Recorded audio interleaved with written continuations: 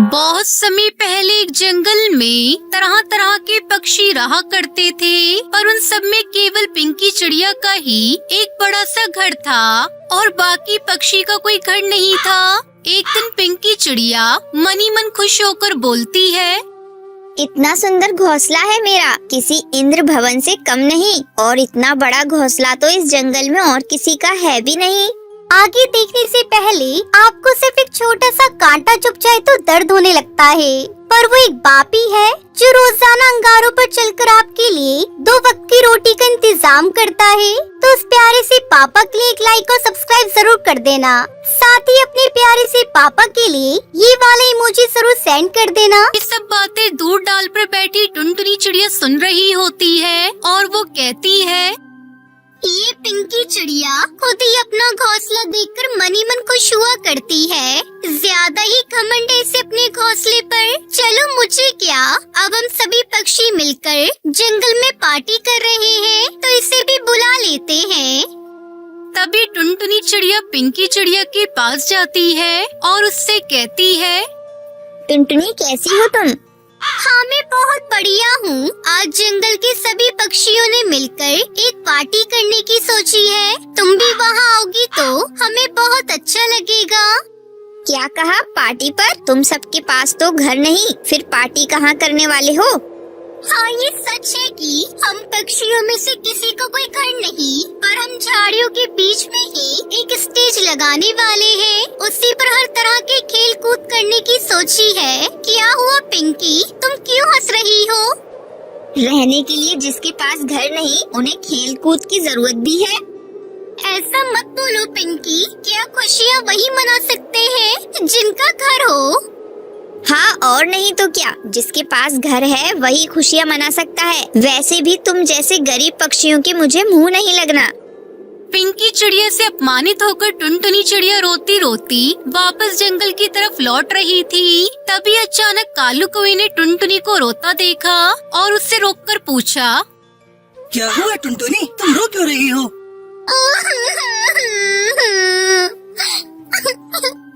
Party के लिए न्योता देने में सभी पक्षियों के पास गई और मैं पिंकी चिड़िया के पास भी गई थी, पर पिंकी चिड़िया ने ये कहकर भगा दिया कि तुम बहुत गरीब हो, तुम्हारे पास रहने के लिए घर भी नहीं। उसने मुझे बहुत अपमानित किया। तुम अच्छे से जानती हो ना कि पिंकी चिड़िया को अपनी अमीरी का कितना घमंड है। तुम्हें ऐसे पक्षी के कहने का बुरा नहीं मानना चाहिए। ठीक है कालू भैया। अच्छा चलो हम दोनों स्टेज की तैयारी करते हैं। कालू कौवे ने समझाकर टुनटुनी चिड़िया का दिल बहलाया। फिर सभी पक्षियों ने मिलकर स्टेज बनाकर तैयारियां कर ली। तब बंटी कबूतर बोला, देखो हम सबका बनाया स्टेज कितना सुंदर लग रहा है। हाँ बिल्कुल सही कहा। चलो अब हम खेल प्रतियोगिताओं की शुरुआत करते हैं। यूं वो सभी इकट्ठे होकर खेल की शुरुआत करने ही वाले थे कि अचानक मौसम बदला और बरसात होनी शुरू हो गई। अरे ये क्या, अचानक से बरसात कैसे शुरू हो गई? अब पार्टी तो नहीं हो पाएगी। कितनी मेहनत से हमने स्टेज सजाया था। स्टेज को तो रहने दो दोस्तों, बरसात बहुत तेज होने वाली है और हम में से किसी के पास रहने की जगह नहीं है। इस बरसात में भीगते हुए हम सभी रात कैसे बिताएंगे? अब हम तीनों कैसे रह पाएंगे? यूं वो तीनों बरसात में भीगते हुए थर थर कांपते हुए वैसे ही खड़े रहे। अब हम सबको मिलकर कोई रास्ता निकालना होगा। आज की रात बिताने के लिए कोई जगह ढूंढनी होगी। हाँ मुझे एक रास्ता दिखाई दे रहा है। कौन सा रास्ता? इस पूरे जंगल में सबसे बड़ा घर पिंकी चिड़िया का ही है। वो मेरी बहुत अच्छी सहेली है। आज रात के लिए हम उसके पास आसरा मांग सकते हैं। उस घमंडी पिंकी चिड़िया से तुम आसरा मांगोगे? आज सुबह मैं उसे न्योता देने उसके घर पर गई थी, तो पता है उसने मेरा कितना अपमान किया। हाँ बेचारी टुनटुनी चिड़िया ने मुझे सब बताया। तुम चिंता मत करो दोस्तों, वो मेरी बात नहीं टालेगी। मेरी दोस्त है, चलो मेरे साथ। बंटी कबूतर के कहने पर कालू कौवा टुनटुनी चिड़िया पिंकी चिड़िया से मदद मांगने गए। पिंकी दरवाजा खोलो। कौन है दरवाजे पर? मैं हूँ बंटी और मेरे 2 दोस्त। पिंकी चिड़िया ने दरवाजा खोला। तुम सभी इकट्ठे यहाँ पर क्यों आए हो? क्या हुआ आज? तुम सबकी पार्टी थी ना? तुम्हारे लटके चेहरे देखकर लगता है जैसे पार्टी रुक गई है। हाँ दोस्त, बरसात की वजह से हमारी पार्टी थम गई। मैं तो पहले ही जानती थी कि ऐसा कुछ होगा। वैसे भी तुम जैसे गरीबों को पार्टी की क्या जरूरत। वो सब छोड़ो पिंकी, इस बरसात में हम सब बाहर नहीं ठहर पा रहे हैं। तो मुझसे क्या चाहते हो? क्या आज रात के लिए हम सबको अपने घर पर आश्रय दोगी? सुबह होते ही हम चले जाएंगे।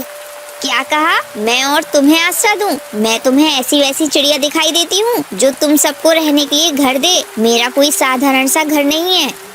ऐसा मत कहो पिंकी, आज रात तुम्हारे सहारे पर ही हम सब यहाँ आए हैं।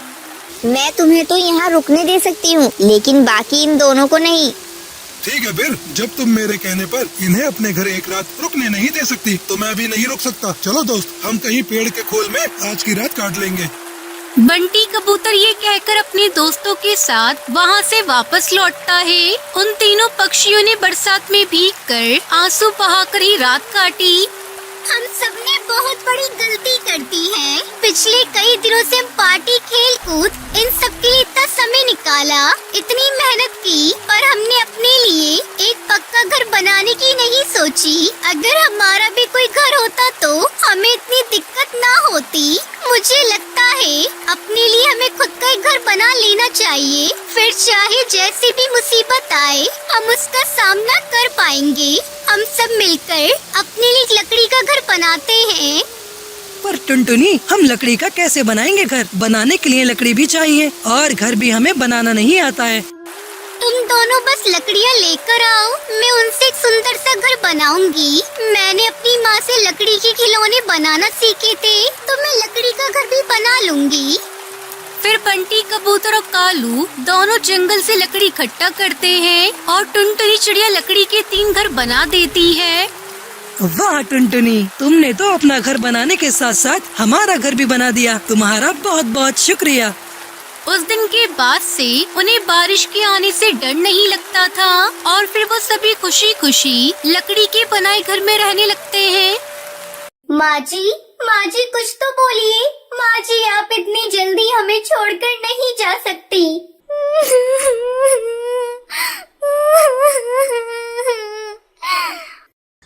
बहुत समय पहले अफ्रीका के जंगल में टूनी चिड़िया अपनी 2 बहुओं के साथ रहती थी। कुछ दिनों से उसकी तबीयत खराब चल रही थी। वो अपने दोनों बेटे और बहुओं को अपने पास बुलाती है।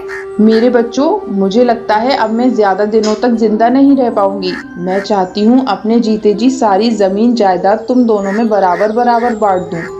अरे माँ जी, आप अपने मुँह से ये क्या अपशगुनी बातें बोल रही हैं? मरे आपके दुश्मन, आप जल्दी ठीक हो जाएंगी। नहीं टुनटुनी बहू, मेरा बुलावा ऊपर वाले के यहाँ से आ गया है। अपने जीते जी बंटवारा कर दूंगी तो चैन से मर सकूंगी। हाँ माँ जी, आप बिल्कुल सही कह रही हैं। वैसे भी आपको देखकर लगता है आप बस 1-2 दिनों की ही मेहमान हैं। आप ऐसा करिए, ये घर मेरे नाम कर दीजिए और जंगल के बाहर वाली जमीन टुनटुनी और कालू कौवे को दे दीजिए। लूसी बहू, ये तुम क्या कह रही हो? वो जमीन तो बंजर है, उस जमीन पर कई सालों से खेती नहीं हुई है। तो क्या हुआ? कालू हट्टा कट्टा है, मेहनत करेगा तो बंजर जमीन भी उपजाऊ हो जाएगी। माँ जी, लूसी भाभी को जो चाहिए वो दे दीजिए, हम लोगों को कुछ नहीं चाहिए। टुनटुनी बहू, तुम बहुत अच्छी हो। पिछले जन्म में मैंने जरूर कोई पुण्य किया होगा जो तुम्हारी जैसी बहू मुझे मिली। दोनों बेटे और बहुओं को उनका हिस्सा देकर टूनी चिड़िया राहत की सांस लेती है। टुनटुनी, ऐसा करो, तुम माँ जी को अपने साथ लेती जाओ। मुझे कुछ दिनों अपने मायके जाना है। अगर मैं चली गई तो माँ जी की देखभाल कौन करेगा? ठीक है भाभी, आप बेफिक्र होकर अपने मायके जाइए, मैं माँ जी का ख्याल रख लूंगी। कालू कौवा अपनी माँ और पत्नी के साथ एक छोटा सा घोंसला बनाकर रहने लगता है। इस तरह कुछ दिन गुजर जाते हैं। एक दिन कालू कौवा टुनटुनी चिड़िया से कहता है, टुनटुनी, चलो खेत की सफाई करके सारे कंकड़ पत्थर हटा देते हैं, फिर माँ का आशीर्वाद लेकर बैगन की खेती करेंगे। ये तो आपने बहुत अच्छा सोचा है जी। देर करने से कोई फायदा नहीं, हम आज से ही खेत की सफाई शुरू कर देते हैं। दोनों पति पत्नी मिलकर खेत का सारा कंकड़ पत्थर हटाकर उसकी सफाई करते हैं। फिर उसमें मिट्टी और खाद डालते हैं।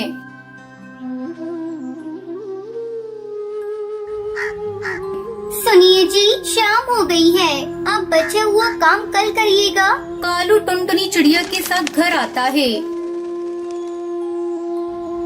माँ जी कुछ तो बोलिए। माँ जी, आप इतनी जल्दी हमें छोड़कर नहीं जा सकती।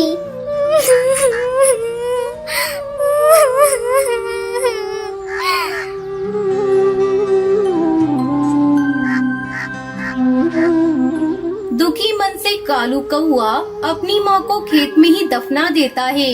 माँ, अपना आशीर्वाद सदा हम पर बनाए रखना।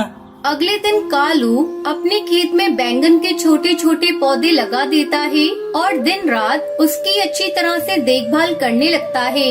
देखते ही देखते उसके खेत में सुंदर सुंदर बैंगन की फसल लहराने लगती है।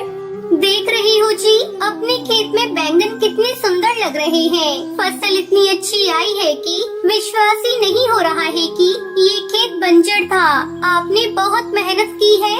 आज माँ जी जिंदा होती तो इस फसल को देखकर बहुत खुश होती। कालू कौआ अपने खेत से बैंगन तोड़कर शहर की मंडी में बेच देता और पैसे लाकर टुनटुनी को दे देता है। टुनटुनी चिड़िया, इन पैसों को ले जाकर एक बक्से में रख दो। मैंने एक जमीन के बारे में बात की है, जल्द ही मैं उस जमीन को खरीद लूंगा। खुशी खुशी टुनटुनी चिड़िया उन पैसों को ले जाकर एक बक्से में रख देती है। टुनटुनी और उसका पति बैंगन की खेती करके खुशी खुशी अपनी जिंदगी बिताने लगते हैं।